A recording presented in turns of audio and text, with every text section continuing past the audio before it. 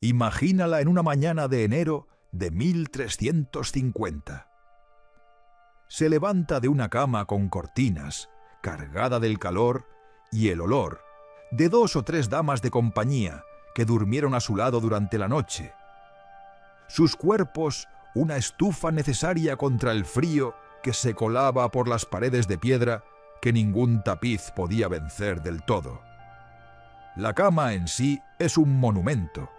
Postes de roble tallados con bestias heráldicas, cortinas de pesado damasco de lana, colchones apilados en 3 capas y rellenos de lana y plumas, la sábana superior de lino blanqueado que se cambia con más frecuencia que cualquier otra cosa en la habitación, porque el lino, todo el mundo lo sabe, es la barrera entre el cuerpo y el mundo.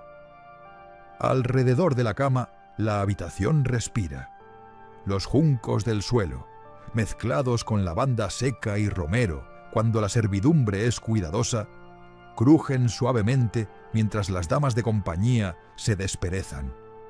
Se ha mantenido el fuego encendido durante la noche, y una criada, quizás de 14 años, recién llegada de un pueblo a 2 días de camino, se agacha junto a él ahora, alimentándolo metódicamente, el rostro encendido por el resplandor, los nudillos en carne viva por el primer trabajo de la mañana de invierno.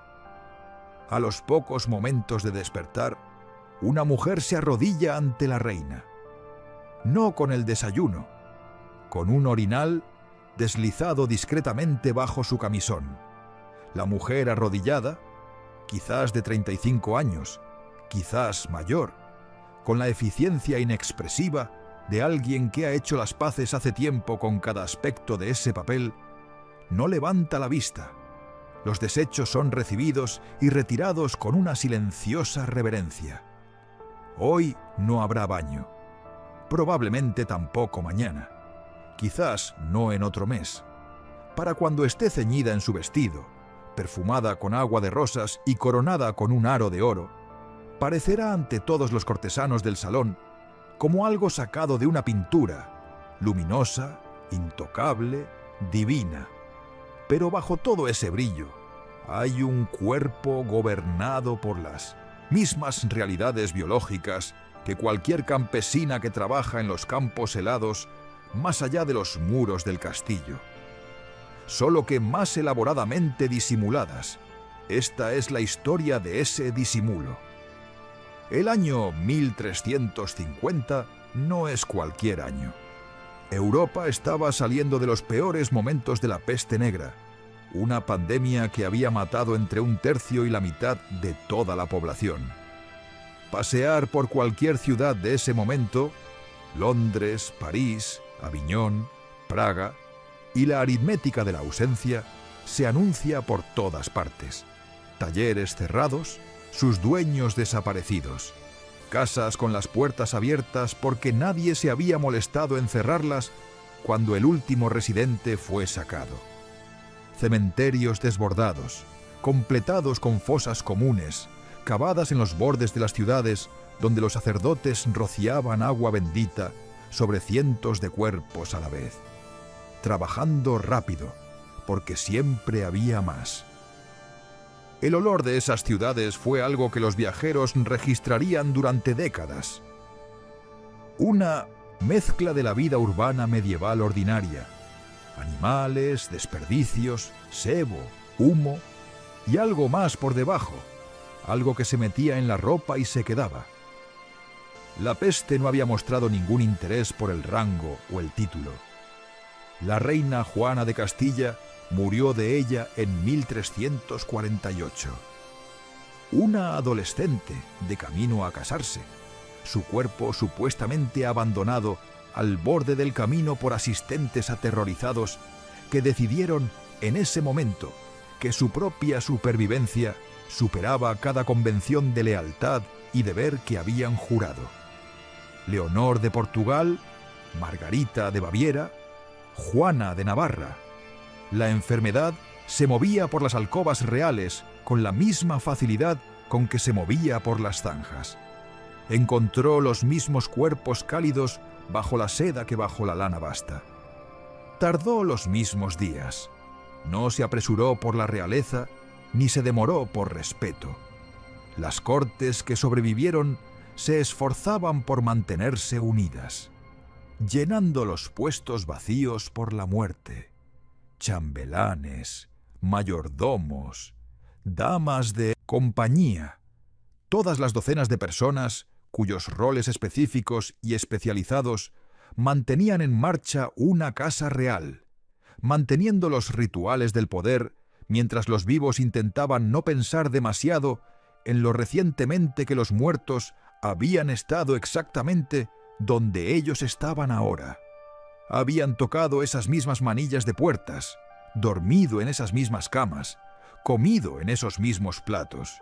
Los grandes salones de los palacios supervivientes tenían una calidad particular en 1350. Un brillo que también era una especie de frenesí, el color y la música y la ceremonia empujados con más fuerza de lo habitual, como si el volumen pudiera ahogar el recuerdo. Era en este mundo sacudido y empapado de duelo, donde las reinas de 1350 se despertaban cada día y se vestían. Aquí es donde la historia popular suele equivocarse. La gente medieval sí se bañaba. No era el concepto ajeno que los chistes y los memes sugieren. No era una práctica olvidada que el mundo moderno tuvo que reinventar. La cultura de los baños romanos había dejado su arquitectura dispersa por Europa. Los grandes complejos de baños de Bath, Treveris y Aquincum. Y aunque la cultura pública de las termas romanas había cambiado significativamente, el baño privado nunca había desaparecido. Los palacios reales tenían grandes tinas de madera, forradas de tela para evitar astillas, llenadas cubo a cubo laborioso, con agua calentada sobre fuegos abiertos en la cocina o en una sala dedicada de baños. Los libros de cuentas de las cortes inglesas y francesas registran la compra de lienzos de baño, hierbas para el agua, manzanilla, lavanda, menta, y los salarios de los asistentes que gestionaban toda la operación. Imagina la operación. Media docena de sirvientes moviéndose en relevo entre la cocina y la cámara, cada uno llevando un cubo de madera con agua caliente, subiendo las escaleras sin derramarla. La tina colocada cerca del fuego, que a su vez requería preparación previa, la madera partida y apilada el día anterior, el fuego encendido con suficiente calor para calentar la sala de piedra contra el frío de enero. El forro de lino de la tina cambiado entre usos. La propia reina, de pie para ser desvestida por dos asistentes, uno a cada lado, trabajando con velocidad experta en los cordones y los alfileres, y luego instalada en el agua, que ya empezaba a enfriarse, mientras una dama de compañía vertía hierbas de una bolsa de tela, y el vapor se elevaba brevemente antes de que la fría habitación lo tragara. La diferencia entre entonces y ahora era la frecuencia. Un baño era una operación enorme. Grandes cantidades de agua caliente, trabajo considerable, un largo proceso de secado en piedras con corrientes de aire, donde coger un resfriado era un riesgo médico real, porque los médicos entendían bastante bien que pasar del calor al frío estando mojado podía y frecuentemente provocaba enfermedades. La mayoría de las reinas se bañaban aproximadamente una vez al mes, menos en invierno, más en verano, cuando el esfuerzo parecía merecer la pena y la alternativa, un cuerpo que había estado sudando en pesada lana durante 6 semanas se sentía menos tolerable. Entre baños, la limpieza se gestionaba a través del lino, específicamente la camisa, una prenda llevada directamente contra la piel. Absorbía el sudor y los aceites y se lavaba con regularidad. Los vestidos exteriores no. Esos elaborados vestidos, con bordados en seda y lana, algunos obra de años de trabajo, teñidos con pigmentos costosos, el rojo de la rubia, el azul del glasto, el morado profundo de las moras machacadas, valorados a precios equivalentes al salario anual de un artesano. ¿Cómo se limpiaban? Se cepillaban, se aireaban, se frotaban con un paño húmedo cuando estaban visiblemente sucios y se perfumaban. Lavarlos en el siglo XIV, sin tintes modernos ni comprensión de la química, habría destruido el color y arruinado la tela en una sola tarde, así que el vestido se preservaba, el lino debajo se limpiaba. La reina se movía entre ambos sistemas lo mejor que podía. Las narices modernas habrían tenido dificultades. Entrar en una ciudad del siglo XIV y la experiencia sensorial comienza antes de ver las murallas. Un olor compuesto que sube de los desagües abiertos que corren entre las casas, del ganado guardado en patios y pisos inferiores, de las tenerías que necesitan estar cerca del agua y que se agrupan a lo largo de las orillas de los ríos, donde la gente también saca su agua potable, de los talleres de los veleros donde el sebo se funde al calor, de los mercados de pescado y de carne, y de los desechos de la semana anterior amontonados a los lados de las calles. Un mundo sin sistemas de alcantarillado, sin desodorante, sin fontanería interior. Era un mundo donde un olor de fondo generalizado era simplemente la textura de la existencia. Todo el mundo lo sabía. Los viajeros escribían sobre ello con una frecuencia que sugiere un impacto genuino, especialmente los que cruzaban entre regiones con diferentes concentraciones de industria o ganado. Los escritores médicos se preocupaban por la teoría del miasma, la idea de que los malos olores causaban enfermedades, lo que impulsó algunos esfuerzos genuinos y en ocasiones eficaces hacia el saneamiento urbano. Limpiar desagües, regular los mataderos, intentar trasladar ciertos oficios al borde de la ciudad. Pero dentro de la corte, el olor no se eliminaba, se gestionaba. Perfumes importados a un costo considerable de comerciantes árabes e italianos, sus botellas cuidadosamente envueltas en tela para el largo viaje al norte. Agua de rosas producida en los jardines del palacio, destilada y decantada en pequeños frascos de vidrio, que las damas de compañía llevaban consigo y aplicaban a lo largo del día. Hierbas esparcidas por los suelos y reemplazadas regularmente por los sirvientes del hogar asignados específicamente a esa tarea. Pomandas, pequeñas bolas fragantes de ámbar gris o almizcle o clavo, encerradas en jaulas de filigrana de oro o plata, llevadas en el cinturón o acercadas a la nariz en momentos de particular desafío olfativo. Lavanda metida en los arcones de lino, saquitos de hierbas secas cosidos en el relleno de los cojines de los asientos, incienso quemado en la capilla que también resultaba ser adyacente al gran salón. Estas no eran afectaciones de moda, eran tecnología práctica, tan funcional y deliberada como cualquier otra forma de gestión.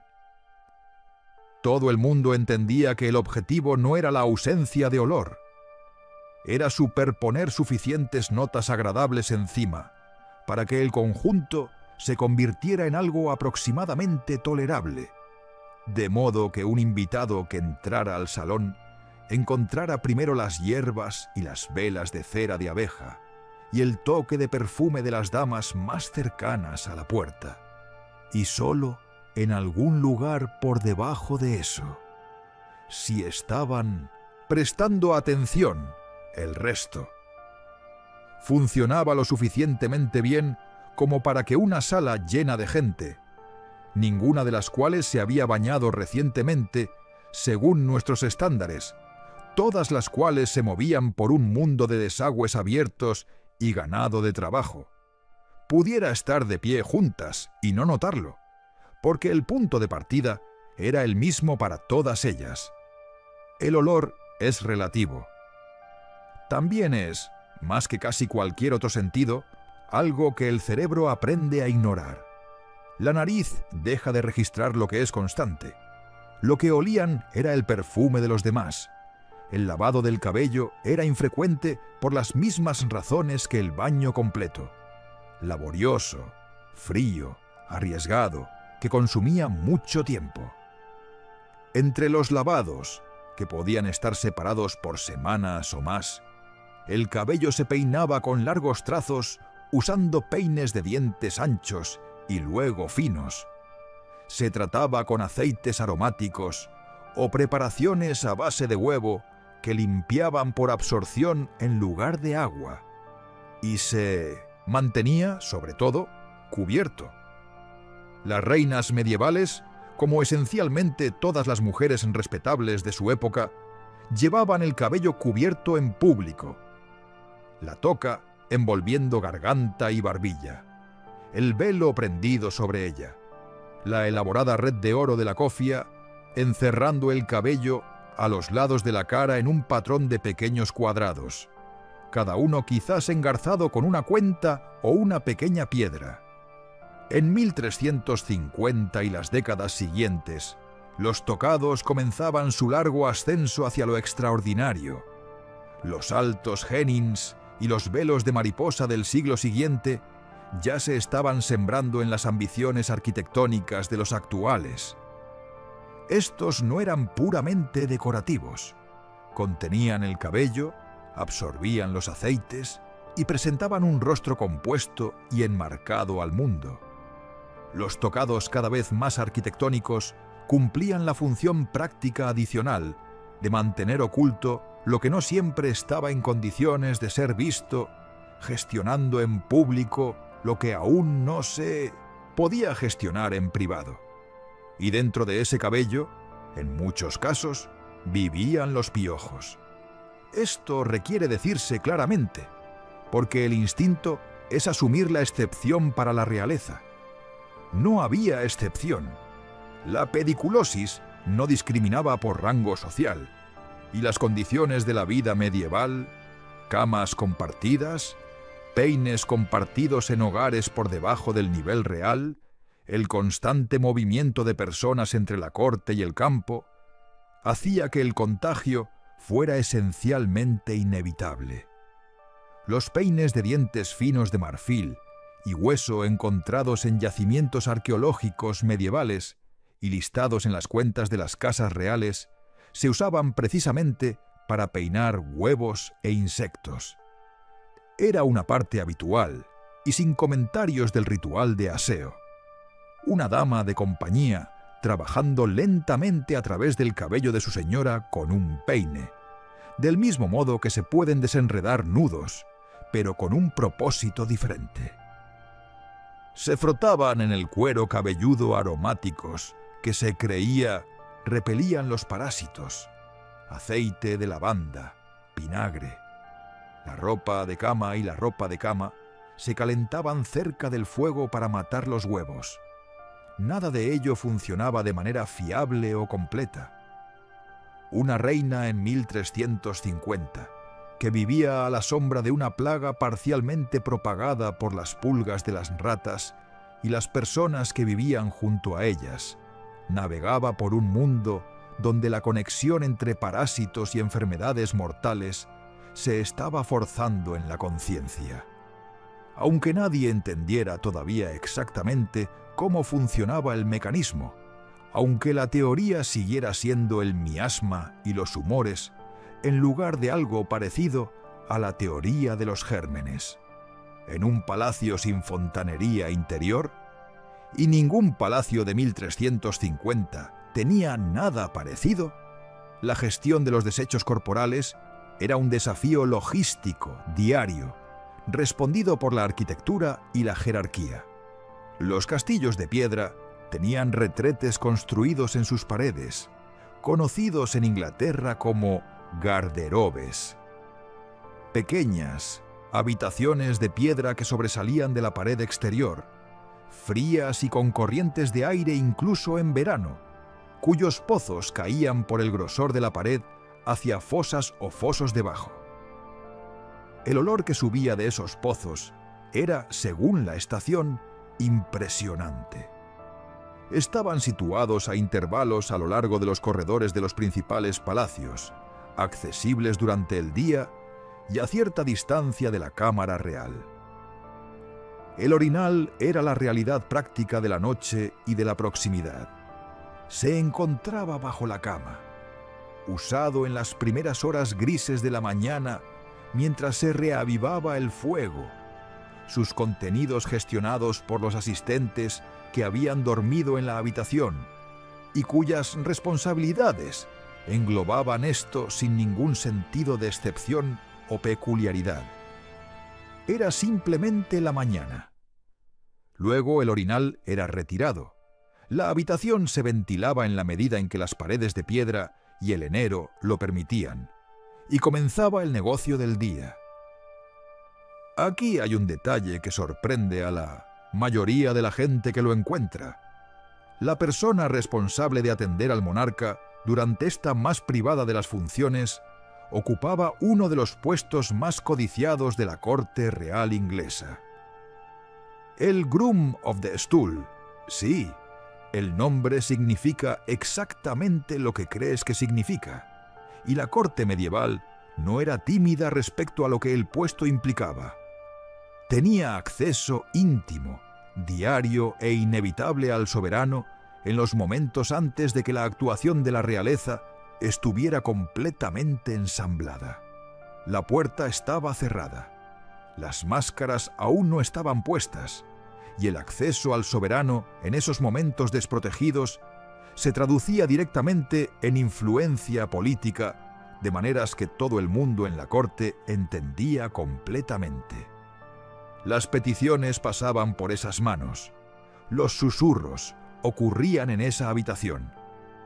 El hombre que atendía al rey, o la mujer que ocupaba el puesto equivalente para la reina, sabía de qué tenía miedo el soberano, qué esperaba, qué le mantenía despierto, porque esas eran las conversaciones que ocurrían en esa privacidad particular. Las necesidades más básicas del cuerpo habían generado, con toda lógica, una jerarquía de intimidad que la monarquía inglesa mantendría, con seriedad, con ceremonia, con genuina competencia por el papel, durante siglos.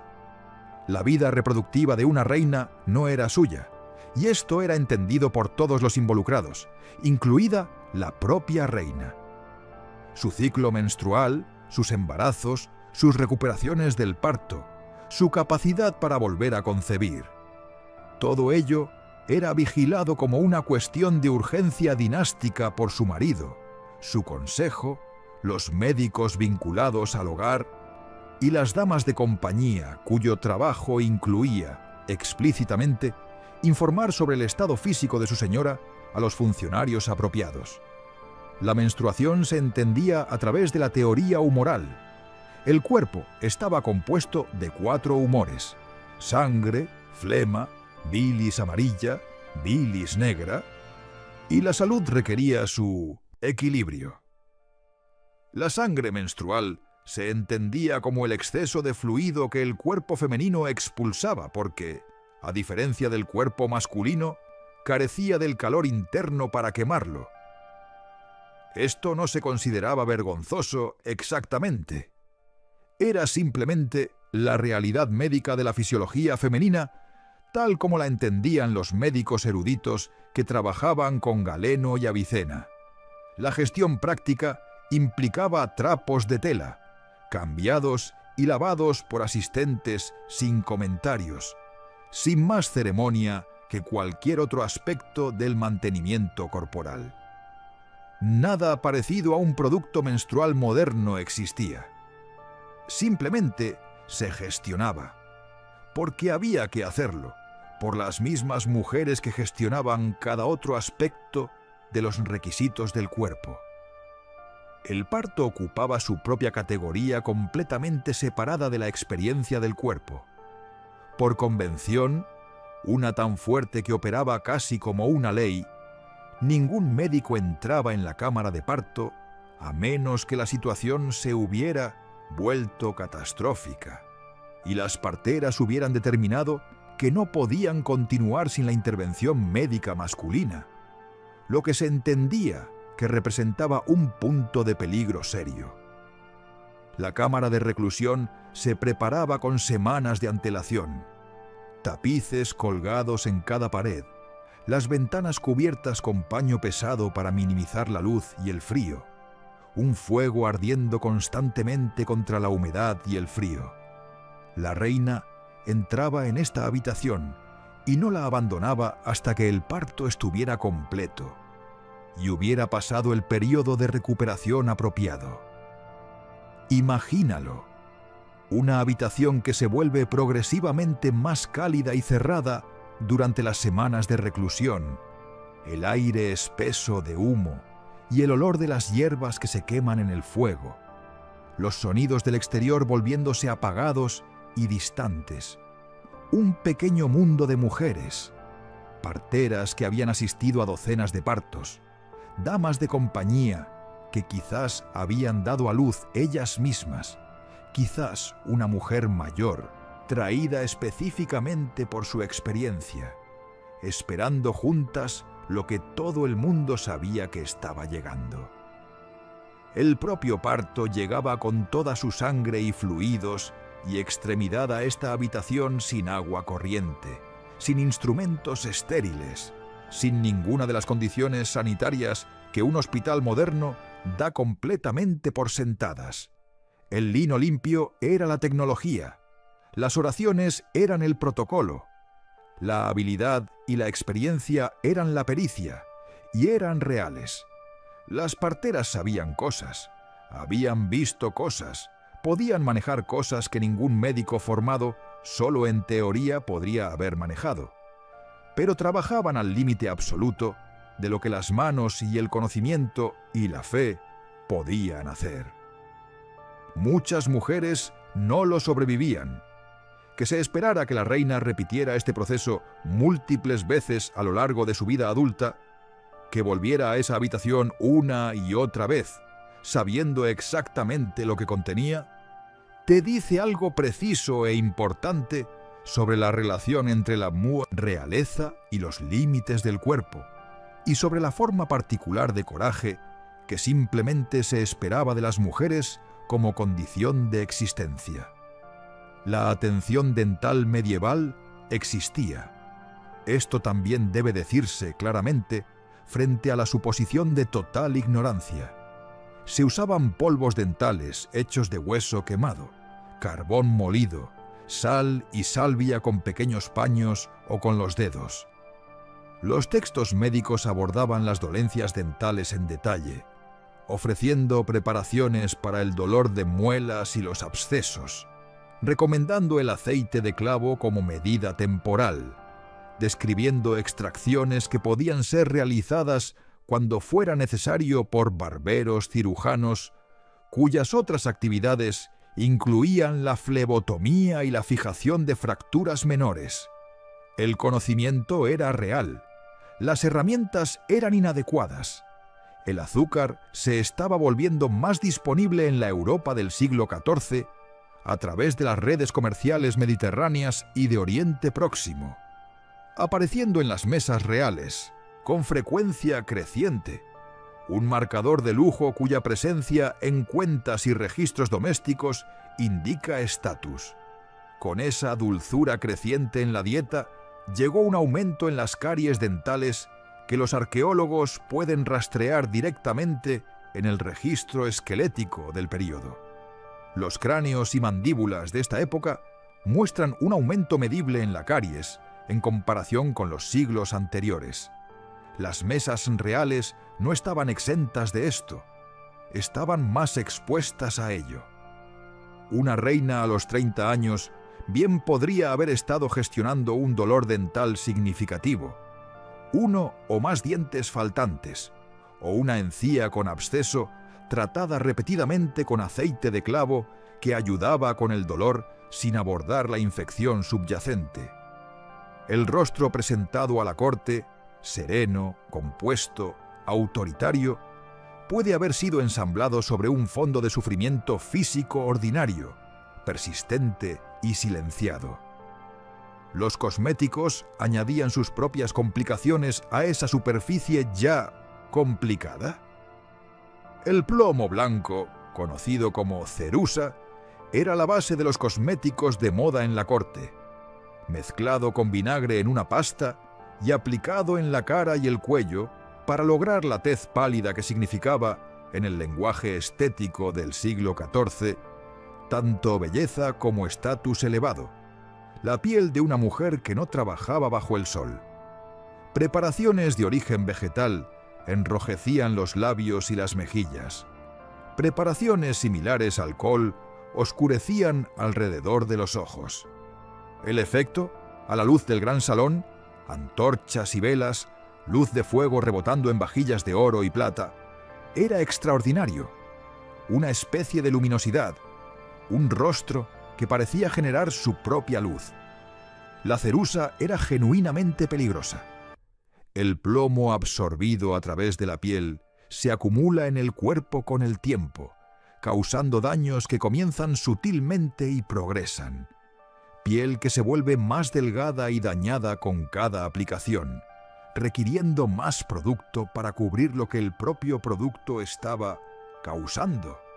Cabello que se adelgaza a lo largo de la línea del cabello. Un efecto neurológico creciente que podría haberse expresado como fatiga, como cambios de humor, como dificultades de memoria y concentración, que los médicos de la corte habrían atribuido a un desequilibrio de los humores, a un sueño insuficiente, a los estrés del cargo. Las mujeres que llevaban cerusa a diario pagaban un precio que no tenían medios de identificar o comprender, un costo invisible para ellas y para todos a su alrededor, registrado solo en el daño lento, acumulándose bajo la superficie pálida que trabajaban tan duro para mantener. La actuación del rostro ideal le costaba al real. Aquí el registro se calla, porque las reinas del siglo XIV dejaron muy pocos relatos directos de su experiencia corporal privada. Las crónicas que sobreviven fueron escritas principalmente por hombres, clérigos, historiadores de la corte, administradores, que registraron eventos políticos, campañas, militares, crisis de sucesión, el negocio del poder tal como lo entendían. La vida interior del cuerpo de la reina no era su tema, y no lo trataron como tal. Pero hay destellos de evidencia si sabes dónde buscar. Las cuentas domésticas, los meticulosos registros financieros mantenidos por las casas reales medievales que documentaban cada gasto, hasta las velas individuales y las onzas de especias, preservan en su enumeración de compras un retrato indirecto de la vida cotidiana. Las cuentas de Filipa de Hainault, reina consorte de Eduardo III de Inglaterra, viva y activa en la corte de 1350, registran compras de hierbas medicinales, preparaciones calentadoras, lienzos específicos en cantidades que hablan de un uso regular y un lavado regular, artículos que se ensamblan en el contorno de un cuerpo siendo cuidado con cuidado y regularidad. Era una mujer corpulenta. Los relatos contemporáneos lo señalan, y parece que no fue objeto de comentarios en lugar de estigmatización, simplemente un hecho físico de una madre que había dado a luz 12 hijos, y se movía por una corte que recientemente había perdido enormes cantidades de su personal por la peste, gestionando un hogar que se reconstruía perpetuamente. Los registros de la corte francesa del mismo periodo describen las cámaras de la reina con una especificidad que sugiere una atención genuina y sostenida a la comodidad física, números exactos de colchones especificados para diferentes estaciones, los tipos precisos de lino asignados a diferentes propósitos, los arreglos hechos para la calefacción y la ventilación en verano, el registro de asistentes responsables de cada aspecto específico del cuidado. Estos no son los registros de personas que improvisan, son los registros de un sofisticado sistema doméstico desarrollado a lo largo de generaciones, cuyo propósito era la gestión de un cuerpo humano específico bajo restricciones específicas. Estas mujeres no estaban simplemente soportando sus circunstancias. Las gestionaban activamente a través de sirvientes y médicos y funcionarios domésticos y conocimiento práctico acumulado, con todos los recursos materiales disponibles y un considerable esfuerzo intelectual. No tenían una línea de base moderna que echar de menos, y esto importa enormemente para entender su experiencia con claridad. El orinal no era una indignidad, era simplemente la mañana. El vestido sin lavar no era privación. Era simplemente cómo funcionaba la tela, cómo funcionaba la economía, cómo funcionaba la química del tinte y el agua. Los piojos no eran un fallo de higiene, eran una condición de existencia que todo el mundo compartía y que todo el mundo gestionaba con las herramientas disponibles. El sistema no era sádico, ni siquiera era, según los estándares de su propio tiempo, particularmente incómodo, al menos no para una reina que tenía a su disposición todos los recursos disponibles. Era simplemente premoderno, operando sin teoría de los gérmenes, fontanería, tintes sintéticos, antibióticos, ni ninguna de la docena de infraestructuras invisibles sobre las que está construida la vida moderna, y en las que las personas modernas casi nunca piensan precisamente porque están tan completamente presentes. Lo que cambia cuando realmente nos enfrentamos a todo esto no es nuestra estimación de las reinas medievales, si acaso sube, sino nuestra comprensión de lo que estaban haciendo realmente. Ser reina en 1350 era habitar un cuerpo sujeto a piojos y dolor de dientes y calambres menstruales, y la sombra de la plaga. Un cuerpo que recientemente había visto morir a una enfermedad a 1 de cada 3 personas que conocía sin ningún medio de defensa o explicación. Un cuerpo que se esperaba que produjera herederos de manera fiable y sin quejarse, y que regresara a la habitación donde esa producción ocurría una y otra vez. Ese cuerpo era gestionado por docenas de asistentes que trabajaban en relevo durante el día y la noche, con lino y hierbas y oraciones y perfume caro, y el peine de dientes finos y los lienzos calentados, y el orinal de la mañana y la pomanda balanceándose en la muñeca. Todo ello era trabajo, el trabajo de otra persona, realizado según estándares de discreción tan absolutos que la actuación esencialmente desaparecía del registro histórico, dejando atrás solo la superficie compuesta y luminosa. Imagina el gran salón a última hora de la tarde de ese mismo enero. La luz viene baja por las estrechas ventanas y cae sobre los juncos y las largas mesas y las personas de pie en los bordes de la habitación, en la postura particular de los que esperan ser notados. La reina entra por el extremo lejano, caminando con el paso mesurado que requiere el pesado vestido. Y el vestido es algo: lana roja oscura, el color del vino añejo, forrado de armiño.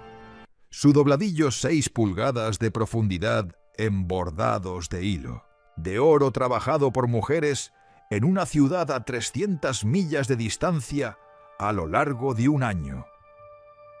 El aro de oro capta las velas, las damas de compañía siguen en orden de rango, sus propios vestidos cuidadosamente graduados en gasto y elaboración.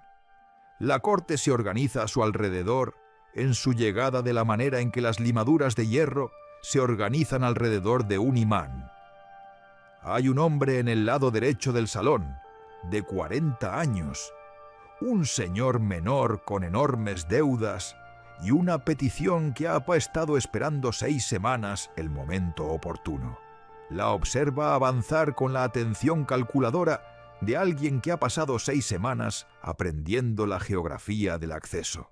Hay una mujer cerca del fuego, una dama de compañía, quizás de 25 años, recientemente viuda, su reclamo de dote sin resolver, que mira a la reina con un tipo diferente de atención.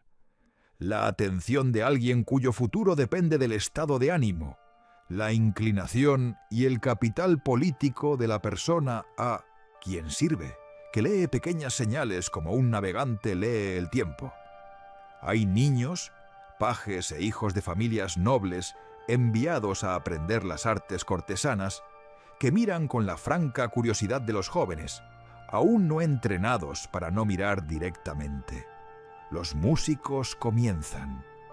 El sonido llena la habitación y la habitación se organiza en torno a la ceremonia, en torno a las estructuras familiares que dicen a todos los presentes dónde están y qué significan los unos para los otros y para la cosa más grande de la que todos forman parte. La reina se sienta en la silla tallada en la mesa alta. Sus pies, dentro de los zapatos de cuero puntiagudos, están sin lavar. El vestido que se arrastra detrás de ella se ha llevado durante semanas, aireado y cepillado y frotado con un paño húmedo pero sin lavar, y se llevará durante semanas más. La pomanda en su muñeca está haciendo la mitad del trabajo que nadie reconocerá que necesita hacerse. La cerusa en su cara cubre el daño temprano de la cerusa aplicada antes. En algún lugar debajo del elaborado tocado, un peine de dientes finos ha hecho su mejor trabajo. La muela de la parte inferior izquierda ha estado doliendo desde noviembre, gestionada con aceite de clavo que un médico aplica con seguridad profesional, breve y callada duda personal. Ella sabe todo esto. Sus mujeres lo saben. La corte lo sabe, porque la corte está formada por personas con los mismos cuerpos, navegando el mismo mundo con menos recursos.